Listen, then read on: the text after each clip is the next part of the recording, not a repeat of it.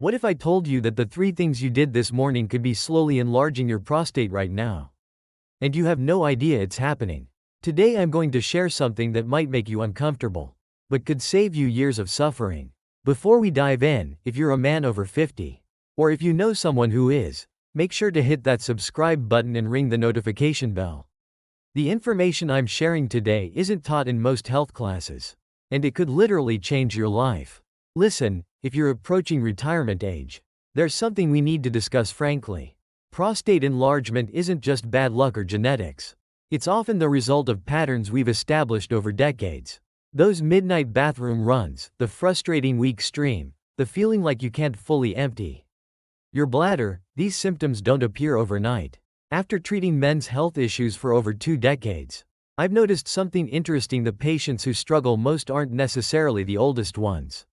They're the ones who've unknowingly adopted certain lifestyle patterns that work against their prostate health. And before we continue, if you're finding this information valuable, it helps more men discover this content, and trust me, someone in your life needs to hear this. Today, I want to walk you through 8 critical habits that research shows can accelerate prostate problems. Some might surprise you, but stick with me until the end, because pattern number 1 is something most doctors won't tell you. And it could be the most important thing you learn today. Here's something counterintuitive. Many older men deliberately drink less water, thinking it'll reduce bathroom trips. This backfires spectacularly. When you're chronically dehydrated, your urine becomes concentrated and acidic, which irritates the entire urinary tract.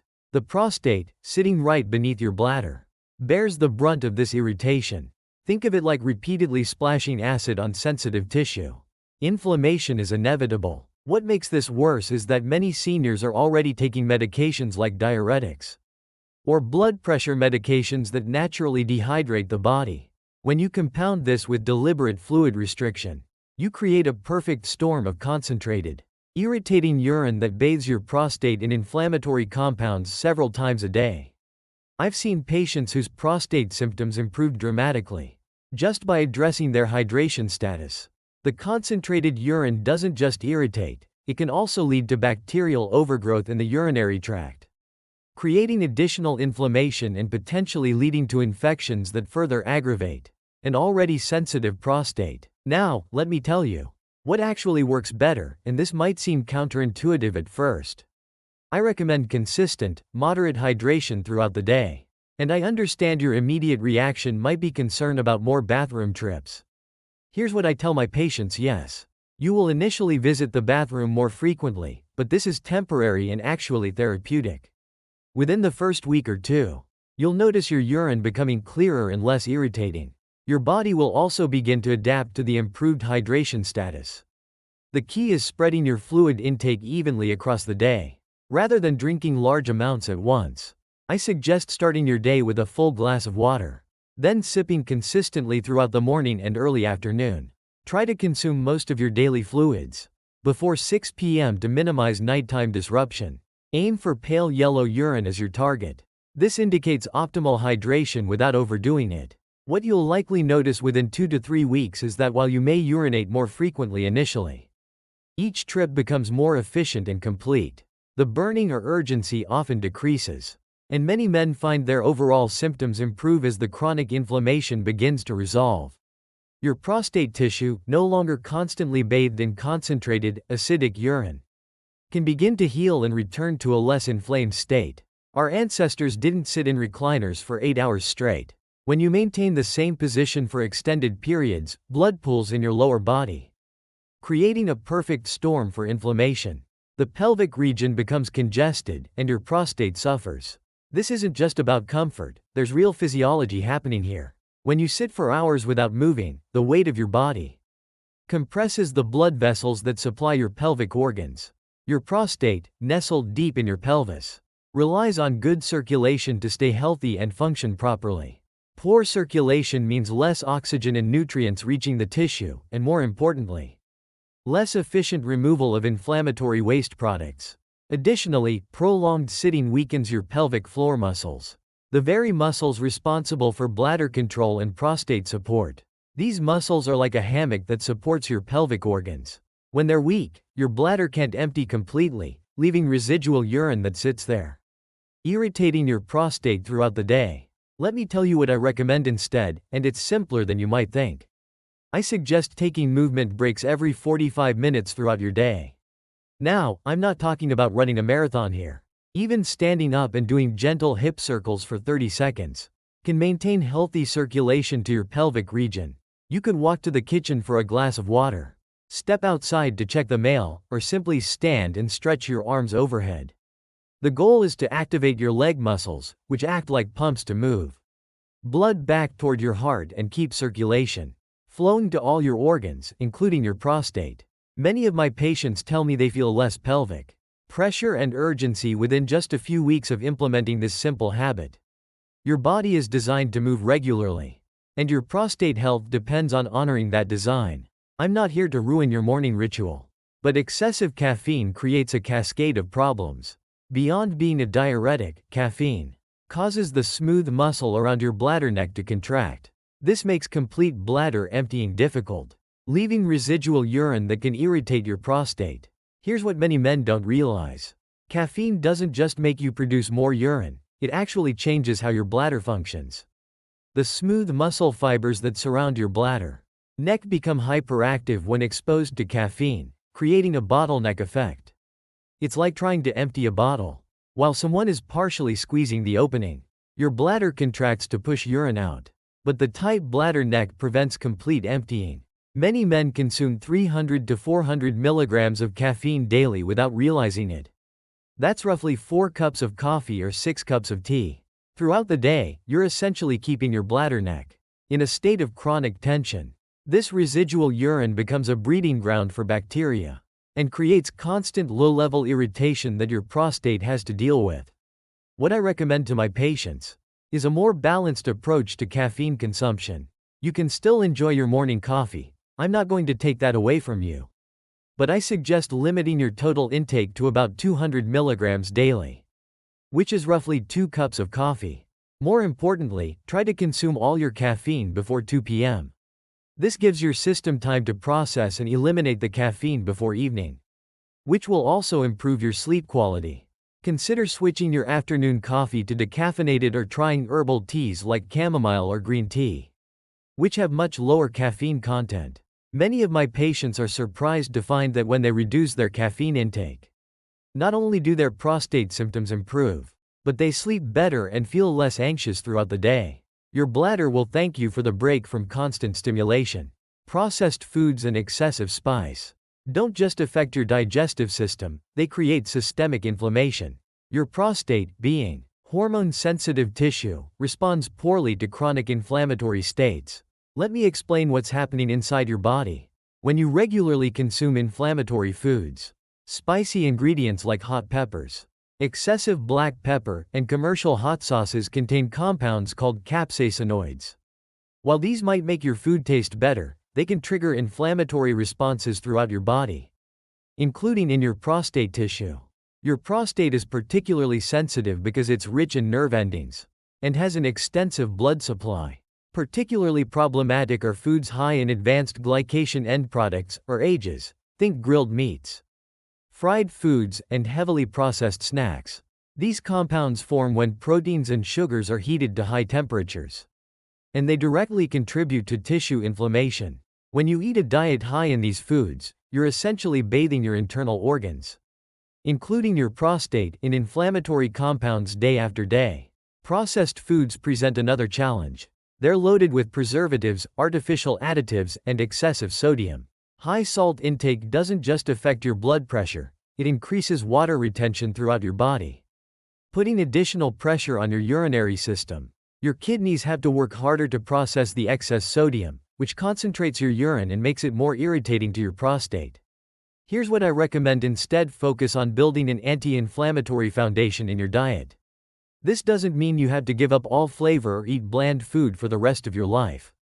Instead, emphasize foods that naturally reduce inflammation, fatty fish like salmon and sardines, which are rich in omega-3 fatty acids, leafy greens like spinach and kale, and antioxidant-rich berries, I often tell my patients to experiment with anti-inflammatory spices like turmeric, ginger, and garlic instead of relying on hot sauces and excessive pepper.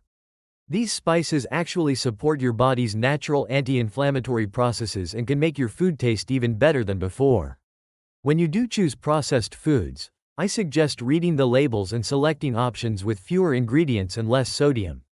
The goal isn't perfection, it's simply tipping the balance toward foods that support your health, rather than creating constant inflammatory stress in your system. This one's purely behavioral but incredibly damaging. When you routinely delay urination, whether due to inconvenience or habit, you're training your bladder to overstretch. This puts mechanical pressure on your prostate and can lead to incomplete emptying. Over time, this creates a cycle. Incomplete emptying leads to more frequent urges, which leads to more deliberate retention, which worsens the original problem. Quick pause. If you're learning something new here, please hit that like button. Your engagement helps YouTube show this content to other men who need this information. What I tell my patients is to respond to urinary urges promptly. Your bladder and prostate function best when they're not fighting against voluntary retention. Smoking doesn't just damage your lungs, it specifically harms prostate health through multiple mechanisms. Nicotine constricts blood vessels, reducing oxygen delivery to prostate tissue. The thousands of chemicals in tobacco also increase oxidative stress, which accelerates cellular damage. Even if you quit years ago, regular exposure to secondhand smoke can still impact your prostate health. The commitment: complete avoidance of tobacco smoke. If you're still smoking, this might be the most impactful change you can make for your prostate health. Visceral fat, the kind that accumulates around your midsection, isn't just cosmetic. It's metabolically active tissue that produces inflammatory compounds called cytokines. These circulate throughout your body, creating chronic low-grade inflammation that directly affects your prostate. Let me explain what's really happening when you carry excess weight around your middle. Visceral fat, the fat that surrounds your internal organs, is fundamentally different from the fat you might have on your arms or legs. This abdominal fat acts almost like an endocrine organ, constantly producing and releasing inflammatory chemicals called cytokines into your bloodstream. These inflammatory compounds travel throughout your body. But your prostate is particularly susceptible because it's hormone-sensitive tissue with an extensive blood supply. The chronic inflammation created by excess abdominal fat keeps your prostate in a constant state of irritation, making it more likely to enlarge over time. Additionally, excess abdominal weight creates physical compression issues. Your belly fat doesn't just sit there passively, it actually pushes down on your pelvic organs, including your bladder and prostate. This creates mechanical pressure that can worsen urinary symptoms and make it harder for your bladder to empty completely. Think of it like having a heavy weight pressing down on a delicate system that's trying to function normally. The hormonal effects are equally important. Excess abdominal fat disrupts your body's natural hormone balance, particularly the relationship between testosterone and estrogen. As you carry more visceral fat, your body produces more of an enzyme called aromatase, which converts testosterone into estrogen. This hormonal shift directly influences prostate size and function. Here's my approach for addressing this pattern, and it's focused on sustainable, gradual improvements rather than dramatic changes. I don't recommend extreme dieting or intense exercise programs, especially for older men. Instead, I focus on steady, achievable modifications that you can maintain long-term. What I recommend to my patients is to start with a daily walk, even if it's just 10 to 15 minutes after dinner. Walking is one of the most effective ways to begin reducing abdominal fat because it activates your large muscle groups and improves insulin sensitivity. I also suggest focusing on slightly smaller portion sizes at meals rather than eliminating entire food groups. Pay particular attention to reducing added sugars, which are especially likely to be stored as abdominal fat. For most men, getting your waist measurement under 40 inches significantly reduces prostate-related inflammation. Even losing just 10 to 15 pounds can lead to noticeable improvements in urinary symptoms within a few months. The key is consistency rather than perfection, small, sustainable changes that become permanent habits rather than temporary restrictions you can't maintain. This is the big one that many men ignore. Chronic psychological stress elevates cortisol levels, which directly impacts prostate health through several pathways. Elevated cortisol increases inflammation, disrupts hormonal balance, and can even affect how your immune system responds to prostate issues. Let me explain why this is the number one pattern, and why it's so often overlooked. When you're under chronic stress, whether from financial concerns, family issues, health worries, or work pressures, your body produces elevated levels of cortisol, your primary stress hormone. In the short term, cortisol is helpful and even life-saving. But when it remains elevated for weeks, months, or years, it becomes incredibly destructive to your prostate health. Chronic stress creates a state of systemic inflammation throughout your body. Cortisol, when persistently elevated, actually switches from being anti-inflammatory to pro-inflammatory. This means your prostate tissue is constantly bathed in inflammatory compounds, making enlargement and irritation almost inevitable. Additionally, stress causes physical tension in your pelvic floor muscles, which can restrict blood flow to your prostate and create additional pressure on the organ. Poor sleep compounds this problem exponentially. During deep sleep, your body conducts critical repair processes and regulates hormone production. When your sleep is fragmented or insufficient, you can't properly regulate stress hormones, and your immune system can't effectively manage inflammation. Many older men experience stress-related sleep disruption, creating a vicious cycle where stress prevents good sleep, and poor sleep increases stress levels. What makes this pattern particularly dangerous is how it amplifies all the other risk factors we've discussed. Chronic stress makes you more likely to make poor dietary choices, skip exercise, avoid medical care, and engage in harmful habits like smoking or excessive alcohol consumption. Here's what I recommend for managing this most critical pattern. And these strategies are based on decades of research in psychoneuroimmunology, the study of how psychological stress affects physical health. First, you need to identify your personal stress triggers and develop specific strategies for each one. This might mean having honest conversations with family members about boundary setting, working with a financial planner if money concerns are keeping you awake, or seeking professional counseling for anxiety or depression. Incorporate daily stress reduction practices that work for your lifestyle. This could be as simple as 10 minutes of deep breathing exercises each morning, a daily walk in nature, or practicing progressive muscle relaxation before bed. Some men find meditation helpful, while others prefer prayer, journaling, or listening to calming music. The key is consistency. These practices work through repetition and habit formation. Address sleep hygiene seriously. This means maintaining a consistent bedtime routine, keeping your bedroom cool and dark, limiting screen time before bed, and avoiding caffeine after 2 p.m. If you're waking up frequently at night to urinate, work with your doctor to determine whether this is due to prostate issues, sleep disorders, or other medical conditions that can be treated. Managing stress isn't just about feeling better emotionally, it's legitimate medical therapy for your prostate.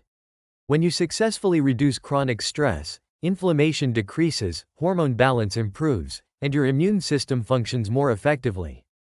This one change can help reduce your symptoms and slow prostate growth more than almost any other intervention. It's truly the foundation that makes all other positive changes more effective. Before I reveal the number one pattern, let's address something critical: regular prostate screening. I know many men watching this video probably avoid their doctor until symptoms become unbearable. But early detection often means the difference between simple lifestyle modifications and more intensive medical interventions. A PSA test and digital rectal exam aren't anyone's idea of fun, but they're straightforward procedures that can catch problems years before they become serious. After age 50 or 45, if you have risk factors, annual screening is your best insurance policy. Now, if you haven't subscribed yet, please do so now. I share evidence-based health content for men every week. And next week I'll be covering the surprising connection between sleep position and prostate health, something most urologists never discuss with their patients. Here's what I tell my patients: don't try to change everything at once. Pick the pattern that resonates most with your current situation and focus on that for a month. Once it becomes routine, add another change. Your prostate didn't develop problems overnight, and it won't heal overnight either. But with consistent attention to these patterns, most men see meaningful improvement in their symptoms within 2 to 3 months. The goal isn't perfection, it's progress. Small, sustainable changes compound over time to create significant health improvements. If this video has been helpful to you, I have a favor to ask, please share it with someone who needs this information. Whether that's your dad, your brother, a friend, or a colleague, prostate health is something men don't talk about enough, but everyone needs to know. Prostate health isn't just about avoiding discomfort, it's about maintaining your quality of life and independence as you age. The habits that serve you well in your 30s and 40s might need adjustment as you enter your 60s and beyond. Pay attention to your body's signals, make gradual improvements to your daily routines, and don't hesitate to seek professional guidance when needed. Your future self will appreciate the investment you make in your health today. Now, I want to hear from you in the comments below. Which of these 8 patterns surprised you the most? And what's one change you're going to make this week? Your comment might help another man watching this video. Don't forget to subscribe and turn on notifications so you don't miss my upcoming videos. Next week, I'm revealing the 5 natural supplements that actually have scientific evidence for prostate health. The 3 popular ones that are complete wastes of money. Until then, take care of yourself, and I'll see you in the next video. Stay healthy, gentlemen.